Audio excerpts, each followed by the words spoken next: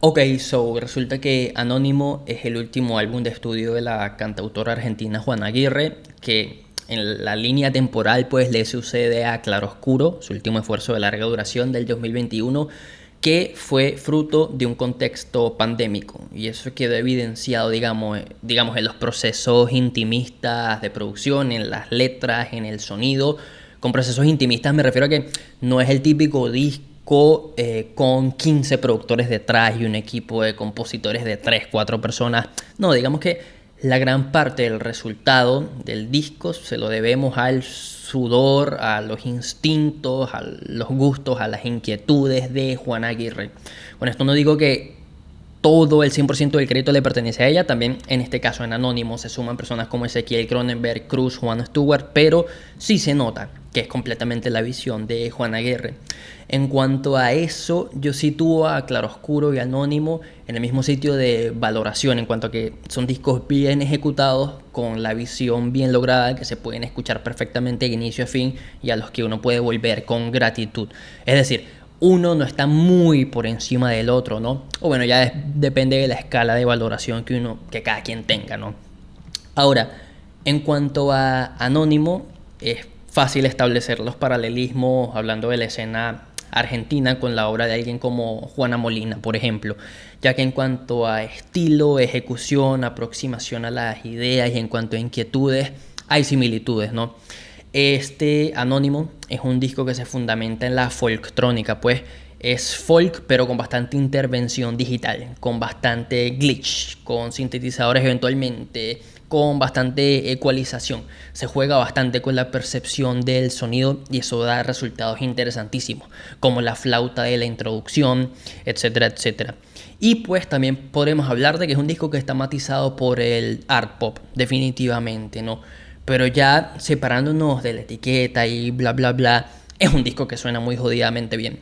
En cuanto a mezcla, en cuanto a decisión de texturas, que eventualmente ya citaré algún ejemplo, y la composición, que me llamó la atención, que si bien este no es fruto de un contexto pandémico como Claroscuro, en cuanto en el cómo ella habla de las transiciones de la vida, de las rupturas, de los vaivenes del amor, eventualmente sí hay un sentido de urgencia, ¿no? Pero también hay una conciencia plena que surge de una madurez, pues no estamos hablando de una cantautora escribiendo un disco a los 17 años, sino que ya ella tiene un poco más de bagaje y aprendizaje y se toma conciencia de la urgencia que se tiene de pasar página o de aliviar ese pesar o de estar bien o X y lleno. Eso quedará claro en algunas letras que me agradaron bastante. Por ejemplo, hablando de las espinas, ella canta: corté la flor, andaba triste de tenerte en pensamiento, a lo mejor no es la palabra lo que nombra esto que siento, la noche es larga, quizás el mar calme mi sed y me acompañe. Que eso contradice completamente el sentido común, ¿no? Se sabe que el mar no va a saciar la sed, se sabe que el agua de mar es completamente perjudicial para ti, pero hay como una intención consciente como de sumergirse en aquello que te hace daño, atravesar, vivir ese dolor. Acabas de cortar la flor, acabas de mandar al tipo el carajo, ¿no? Como que tengo que vivir este pesar, ¿no? Porque si no lo vivo, cargaré con esas penas. Y hay una conciencia emocional ahí interesantísima, ¿no? Luego dice: tendré coraje para enfrentarme a las espinas de mis males. Eso, atravesar el dolor, bla, bla, bla. Como la piedra, todo en el tiempo vuelve un día a ser arena. Haré el intento de atravesar con tu ternura este lamento. Qué bonita esa línea, ¿no? Como que puedes estar en el post-relación, en el periodo de salida, en la ruptura, en el avance, si lo quieres interpretar así, pero aún aprecias, agradeces los gestos lindos, esos rasgos de la personalidad, esas características que tanto te enamoraron en primera instancia, por ejemplo, ¿no? Como haré el intento de atravesar con tu ternura este lamento. Qué lindo. Luego, que me hace falta para que el viento venga y se lleve tu nombre. La noche muere, pero la flor reclama tu recuerdo, ¿no? Es como ese vaivén entre voy a estar mal, tengo que vivirlo, te recuerdo, pero te aprecio, ¿no? No hay una espina, ¿no? Aunque luego hay un tema en el que ella canta que quiero guardarte en el baúl, en el cajón de los olvidos, ¿no? Como que deseo olvidarte, ¿no? Entonces está ese contraste ahí interesante, ¿no? Hermoso. Hablando sobre mis puntos favoritos del disco, tendría que mencionar momentos como Las espinas volvieron, Lo divino, Los pilares. Hablando de Lo divino, tiene de mis interpretaciones favoritas de Juan Aguirre en todo el disco, tiene muchísima personalidad este tema y me encanta cómo está planteado todo, desde el diseño sonoro, la composición, ¿no? Junto a los chopeos de las vocales glitcheadas, esas armonías que apoyan su melodía principal, que son bastante reconfortantes. El ambiente lluvioso que acierta en la búsqueda intimista del disco, ¿no? Más ese patrón de batería con texturas distorsionadas, más la guitarra que se suma como capa adicional, todo crea el ambiente propicio para que tú conectes con lo que ella está diciendo. Y es un momento bellísimo, muy bien logrado, ¿no? Hablando sobre composición, por ejemplo, en Un nombre propio, ella canta: demasiado tarde para convertirme en algo, mis formas se desarman. Me encanta eso, eso es una postura muy millennial y centennial, ¿no? Como que ya a los 15, a los 21 años sentimos que tenemos que tener la vida resuelta, ¿no? Como el emprendimiento, el cuerpo correcto, la salud correcta, la cartera correcta, bla, bla, bla. O sea, como que así lo tomo yo y me causa gracia, ¿no? Como demasiado tarde para convertirme en algo, mis formas se desarman. Nadie pudo vernos y el tiempo deshizo la flor. Siempre recuerdo tu mirada, siempre recuerdo tu mirada. Es un disco que eventualmente se pone darks, ¿no? Por lo... independientemente de lo eventualmente lumínica, esperanzadora que pareciera ser la producción, ¿no? Como por ejemplo en el outro, Los pilares para mí es el tema más lisérgico. O sea, esa vaina es puro hongo, esa vaina es pura nota, ya tú sabes. Porque en cuanto a las cuerdas y cómo se utilizan, sí tiene esa psicodelia bastante presente. Vuelvo y repito, por lo menos así lo sentí yo, ¿no? Los pilares tiene una de mis líneas favoritas del disco.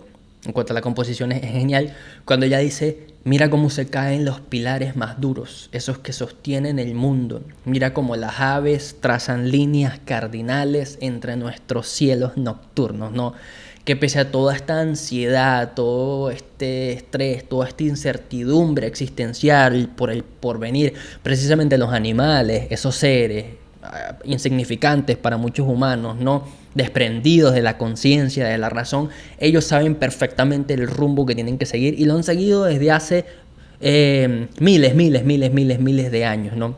Los subestimamos tanto, pero ellos no están destruyendo este planeta mientras nuestros pilares están cayendo, mientras nuestra razón nos ha llevado a la destrucción del planeta, ¿no? Es hermosa esa parte. Me recuerdo un ensayo de Sábato, Hombres y Engranajes, ¿no? Donde él se pelea bastante con el cientificismo, ¿no? Con depositar todo el progreso de la humanidad en la ciencia. La ciencia tiene la respuesta. Sí, esa ciencia que nos dio las herramientas para destruir el planeta, como en el Holocausto, esa ciencia que nos llevó a crear la bomba atómica, esa ciencia que está destruyendo la capa de ozono, ¿no? Es como que es un tema bastante apocalíptico, los pilares para mí. O sea, mira cómo se caen los pilares más duros, esos que sostienen el mundo. Mira cómo las aves trazan líneas cardinales entre nuestros cielos nocturnos, ¿no? Que la noche se asocia a eso, ¿no? Como a la confusión, al misticismo, a la incertidumbre. La noche se asocia al sueño, ¿no? A lo que no tiene una forma definida, claro, se aleja de la razón, bla, bla, bla. Y en toda esa confusión, las aves saben para dónde van. Ellas están claritas, ¿no? Ya vienen programadas de nacimiento, no tienen que pensar el por qué hacen lo que hacen, pero lo hacen porque tienen que hacerlo. Me perdí por las ramas, pero me pareció un tema bellísimo, los pilares, ¿no? En las ramas, ella canta: ya estoy cansada, llevo tiempo escondida, quiero ver todas las cosas que están afuera con las alarmas prendidas. La casa se apaga serena, si fuera por mí, lo haría estallar. Que pues puede tener la interpretación que uno desee darle, ¿no? Pero está bonito asociándolo como a ese estrés generacional y a esa ansiedad millennial de bueno, que puede venir heredado de la pandemia o de los distintos estreses de la vida contemporánea, ¿no? Como llevo tiempo escondida, quiero ver todas las cosas que están afuera, que habla quizás de una autoestima lacerado, que habla quizás de un periodo de ansiedad, que habla de tantas cosas, ¿no? Pero me pareció interesante, ¿no? Como nuevamente ese sentido de urgencia que quiero y puedo estar mejor, quizás, ¿no? Por ahí puede ir. Me gustó. Me gustó Anónimo de Juan Aguirre. Para mí, de los discos más interesantes dentro de la cantautoría, dentro del folk, según como quieran verlo, que se han publicado en habla hispana. Y sí, la producción es muy linda. Es muy linda. Es muy linda. Ese cruce entre el glitch, entre la intervención digital y ya lo análogo y las guitarras acústicas con las que uno se topa y los paneos que utilizan para enfatizar esa carga lisérgica, está interesantísimo y yo lo recomendaría, de los discos claves de la música hispana de este año, del 2025, y por todo lo dicho en esta reseña le haría una puntuación de un 8 de 10 a Anónimo de Juan Aguirre. Si les gustó este contenido, suscríbanse, comenten, activen la campanita, denle me gusta, toda esa vuelta. En la descripción están los links a mis redes: Instagram, Twitter, TikTok, servidor de Discord, comunidad de Patreon, canal de Twitch, playlist de Spotify. Todo eso los quiero, cuídense y chao.